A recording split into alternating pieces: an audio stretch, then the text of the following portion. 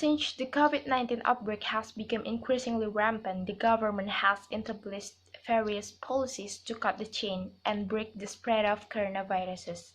One of the policies implemented by the government in the past few months is required for all people to stay at home and do self-quarantine. Everyone has done this self-quarantine to protect themselves from the spread of coronaviruses by avoiding physical contact from people who might bring the risk of coronaviruses. Since then, the world has changed. Almost everything has changed. The hustle and bustle of the city have been quiet, even the traffic jam has been disappeared. Also, projects have been delayed, workplaces closed, and schools shut down. Where did all those people go? They are at home, they work from home, they study from home, everything is done at home. All social activities have turned online. Education is no exception. Just like hundreds of millions of workers in Indonesia, the students also do their responsibility online. The government has announced or implemented school and university closures. A record number of 45 million children and youth have been impacted by the pandemic since the government decided to close all schools in March 2020. All students have been studying from home with their parents as well. However, the impact of online activity felt by workers and students was not the same. The workforce may be just fine since most of them ready to face it. The vast majority of the office workers get complete facilities from their office. Also, they have mentally strong enough to adapt to new circumstances. On the other hand, the students not ready enough to study online, especially kindergarten and elementary school students. Students continue their education through online learning and via video call conferences with their teachers, but they must be gloomy about this change.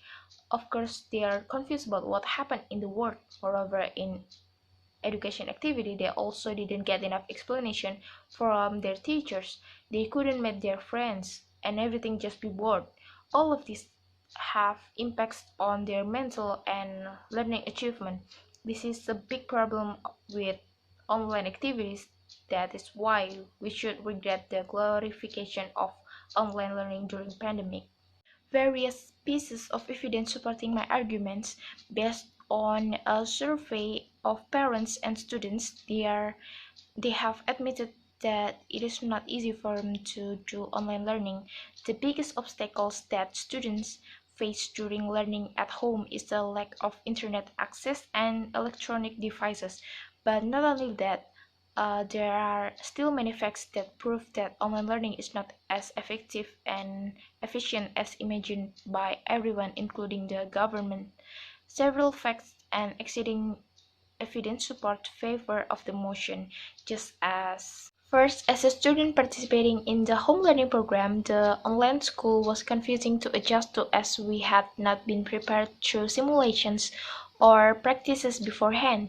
Second, students reported the home learning program to be even more stressful than regular classrooms.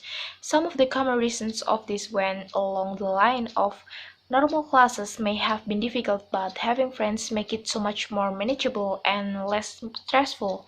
Online classes take out the benefit of having friends to socialize with and being stuck alone with nothing but assignments. Third, many students participating in the home learning program also say that the workload of online classes is larger than regular classes.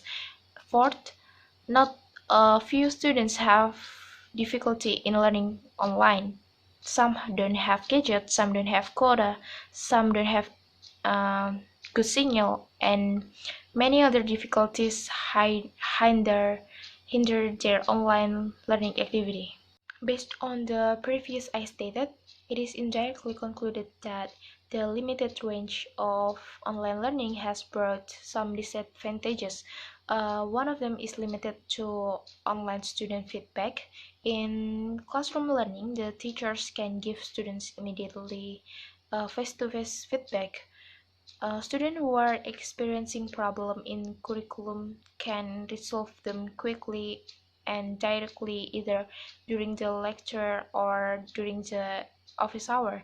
Personalized feedback has a positive impact on students as it makes learning process easier, richer, and more significant. All of all the while raising the motivations levels of students. Online learning, on the other hand, still tends to struggle with student feedback. Students completing regular assessments become dissatisfied when they experience a lack of personalized feedback. It might have happened because teachers have tended to focus on the theory rather than practice. Also, online learning lack face-to-face communication. Limited feedback can be a foundation of some others problem in learning activity. For instance, cheating during online assessment.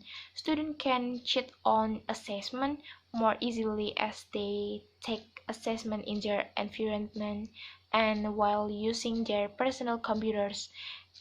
In the final analysis, we know that all of the constraints and limitations have an impact on the lack of accreditation and quality assurance in online education. Of course, everyone regrets it and hope this virus will be gone soon so all of activity and everything else can go back to normal again.